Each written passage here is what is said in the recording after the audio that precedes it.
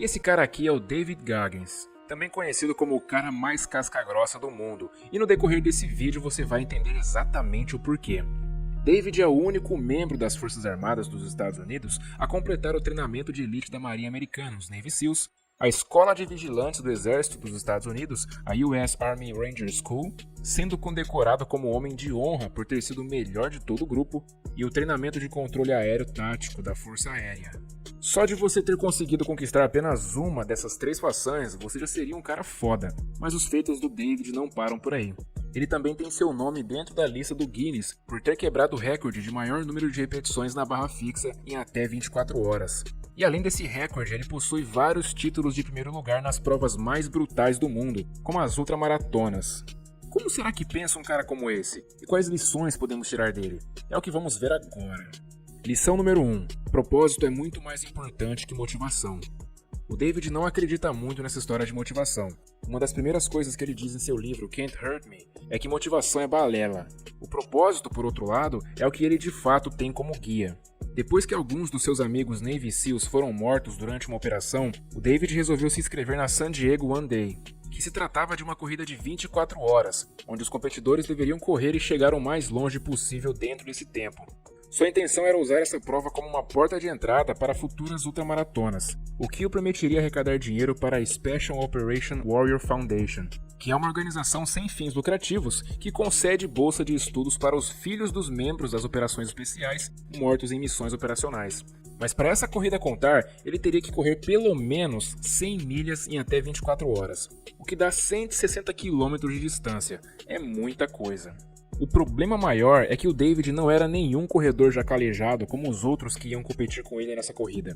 Para se ter ideia, ele estava pesando algo em torno de 108 a 120 quilos nessa época, pois era forte e tinha um corpo nos padrões de um típico praticante de powerlifting.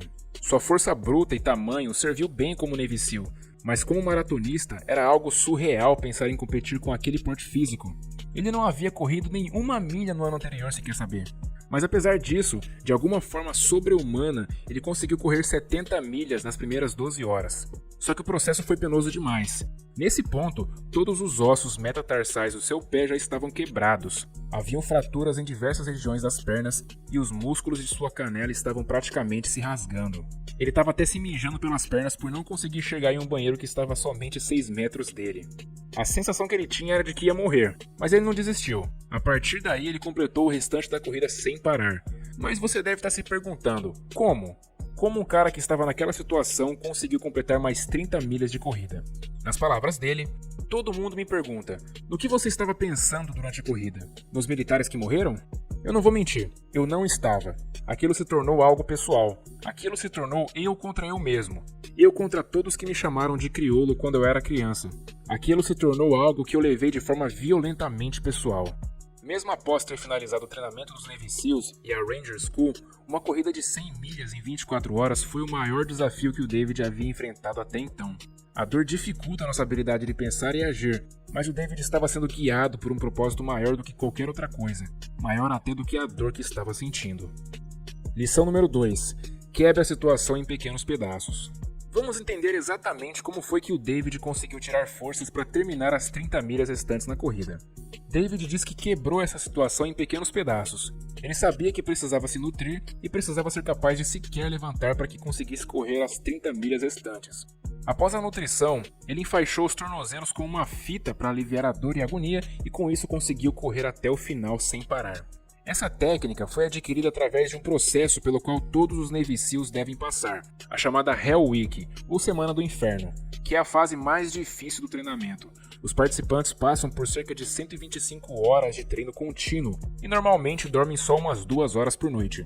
Fora isso, eles estão praticamente o tempo todo molhados, com frio, com dor, ou seja, é literalmente um inferno na Terra. A ideia desse treinamento é drenar mentalmente e fisicamente toda a energia dos participantes para sobrar somente os mais fortes. Inclusive, os instrutores fazem de tudo para que eles toquem um sino, e quem fizer isso significa que desistiu. Pouquíssimas pessoas conseguem chegar até o final. O David passou por 3 Hell Weeks em apenas um ano, mas as 2 primeiras ele não conseguiu completar. Uma por ter desenvolvido uma forte pneumonia e a outra por ter tido graves lesões. Foi somente na 3ª tentativa que deu certo.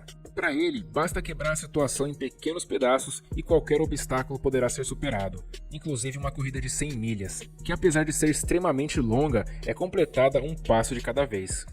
Lição número 3. Ultrapasse a barreira dos 40%. Sem que o David soubesse, havia um cara que estava participando da corrida de 100 milhas também. Seu nome é Jesse Itzler. Só tem uma diferença. Ele estava participando junto com uma equipe de 6 pessoas, na qual corria de forma intercalada.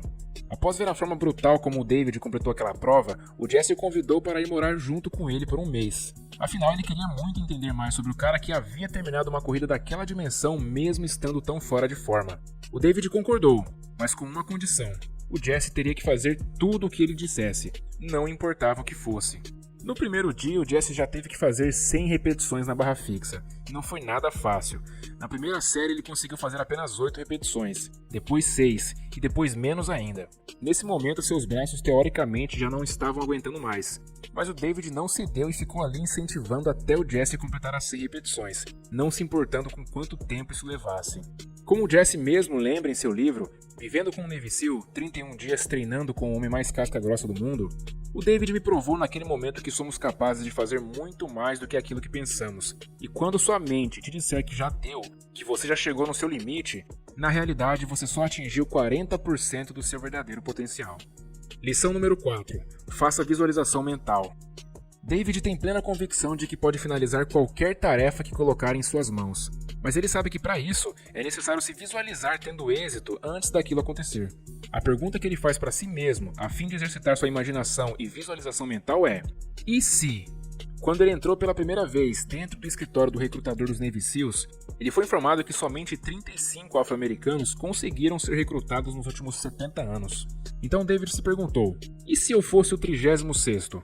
Essa pergunta fez sua imaginação trabalhar e visualizar como seria a reação das pessoas, como ele se sentiria e tudo o que poderia acontecer na sua vida caso isso acontecesse.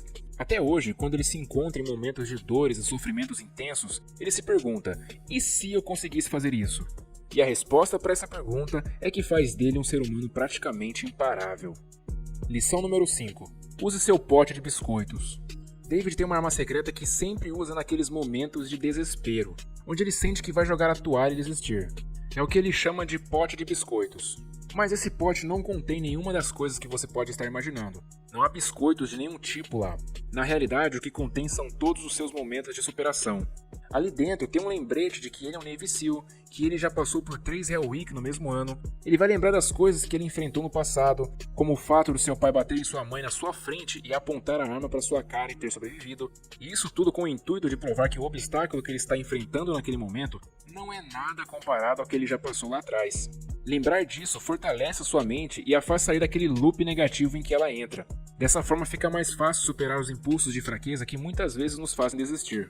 O David raramente fica falando de suas realizações. Ele só fica reafirmando isso quando precisa de um combustível a mais para completar o que estiver fazendo.